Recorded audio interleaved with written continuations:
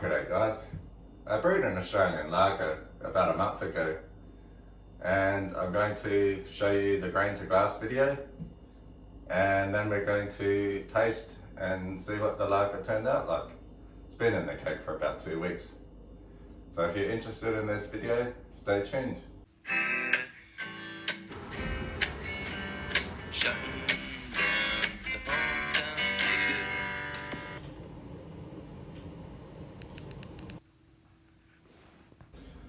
Well, an Australian lager is a lager that should be easy to drink, because in summer in Australia it gets quite hot. And I'll tell you what, there's nothing better than drinking a nice cold lager after mowing the lawn in summer or doing some backyard work in summer, drinking a refreshing beer. An Australian lager is usually brewed with pale malt. The big breweries probably use sugar as a bit of an adjunct. And traditionally, the hops that mainly go in the traditional Australian lager is Pride of Ringwood, because that was what was grown in Victoria and Tasmania, and it traditionally had a high alpha acid, so it was good for bittering. I brewed this with just pale malt, so no sugar, no adjuncts, and I used Pride of Ringwood hops. And I use the W3470 yeast strain, which I quite like for my Australian lagers. It gives a nice clean brew, very easy to drink and not very estery. So yeah, let's see the grain to glass video, and then we'll pour a beer and taste it. So I've did a 23 litre batch size in my grandfather, and I used pale malt, 4.7 kilos. And my mash in was 65 degrees for 60 minutes, mash out 75. And my overall gravity 1.046. I used 11.5 grams of Pride of Ringwood to get a 19 BU, because the alpha acid was 15. And my BU 19, colour 7, alcohol 4.8. 9, and I use soft lager. And yeah, they're my salt additions, but also it depends on your starting water. And these were the target salts target in parts per million salt that I had in my water profile.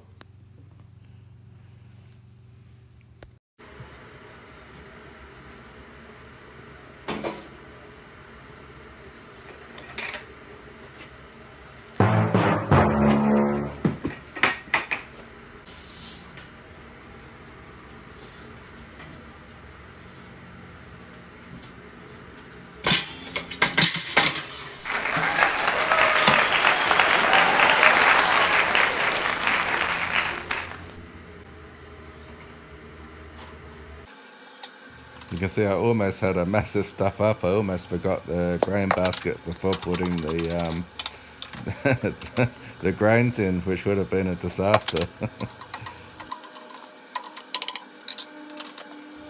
So I'm making sure all the milled barley is getting wet and really stirred up. You don't want any clumps or dry bits, otherwise your brewhouse efficiency will suffer. Yeah, you want to make sure everything gets wet, so give it a good stir. And yeah, I've sped this up because otherwise it's quite boring to watch. Mix, mix, mix. Make sure all those grains are fully wet.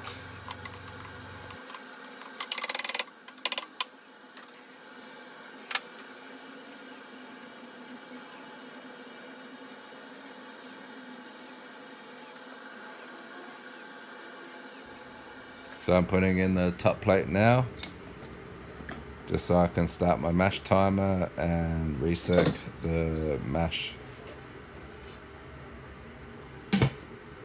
Putting in the lid, and now putting in the reset arm.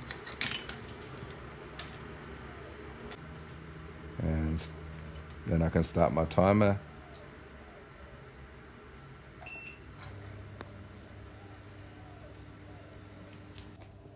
It's always the reset's going now, so it's always important to check your pH, 5.4. That's about what we want. And you can see how clear that Look at that wort clear is. You wort. can easily see You the can top easily plate. see the top plate. It's looking good. That's pretty clear. Happy with that.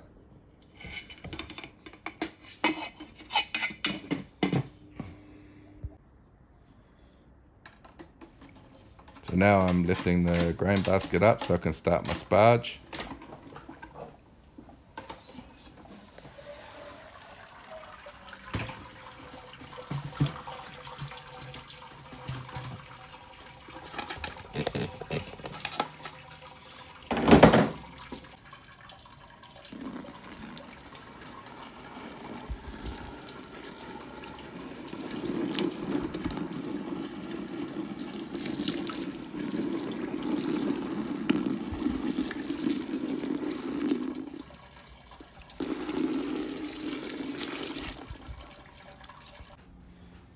So my boiling's starting now. So I'm just adding my hops, which is Prada Ringwood.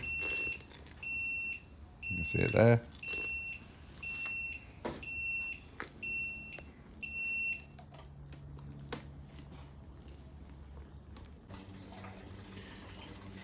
Alright, I'm now chilling.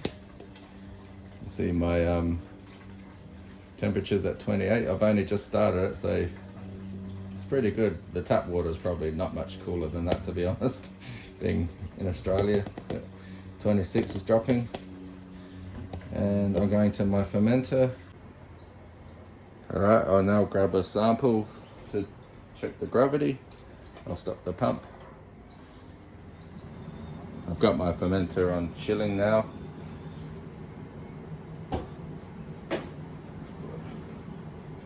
Put it into my glass here. Start the pump.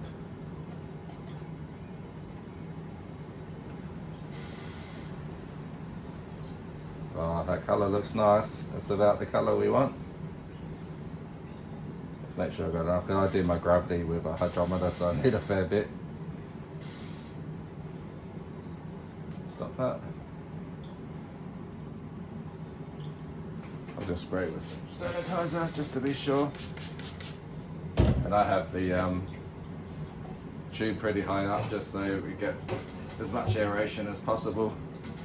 And then I restart the pump.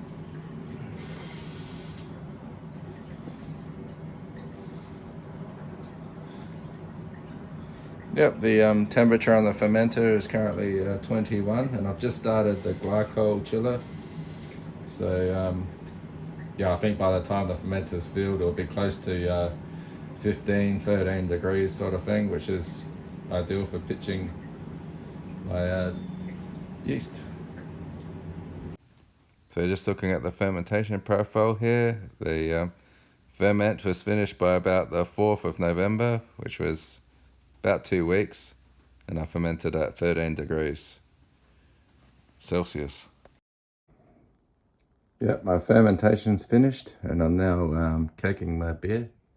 So I've got my beer line going from the outlet for Grainfather conical fermenter, and then I've got it straight into my pre-purged keg, pre-purged and sanitized keg. Yeah, I know it's not as good as pressure transfer, but I have purged the keg with CO2, so I'm giving it the best chance I can to minimize oxygen. Yep, so there we go.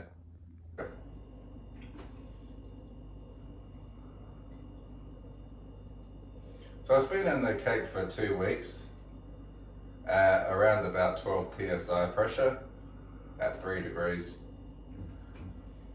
So yeah, it's got a reasonably good head there. And for 2-week-old lager, it's quite clear actually. If you can see that. For 2 weeks, that's not too bad. Longer would have been a better head, but you can see, yeah, it's nice and gassy and quite clear. You can easily see my fingers there. For 2 weeks, that's not too bad.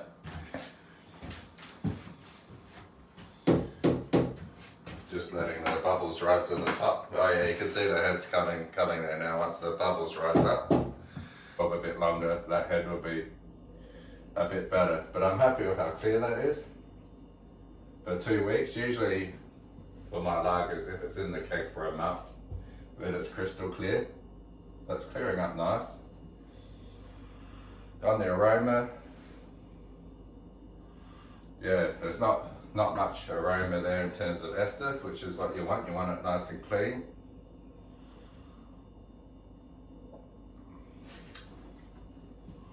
Yeah, so no prominent hop aroma, but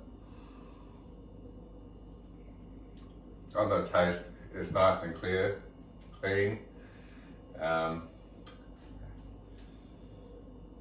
Yeah, not very estery, moderate bitterness.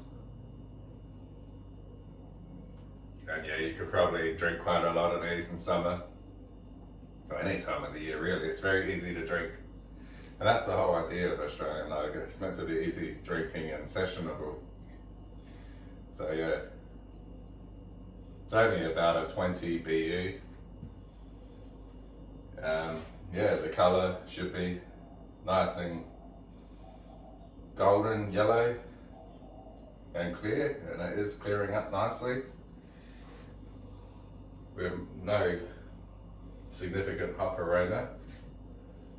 But yeah, very easy drinking, very sessionable.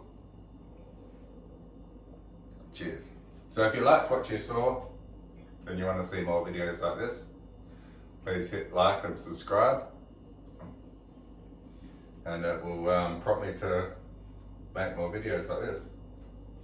And once again, thanks for watching. Cheers.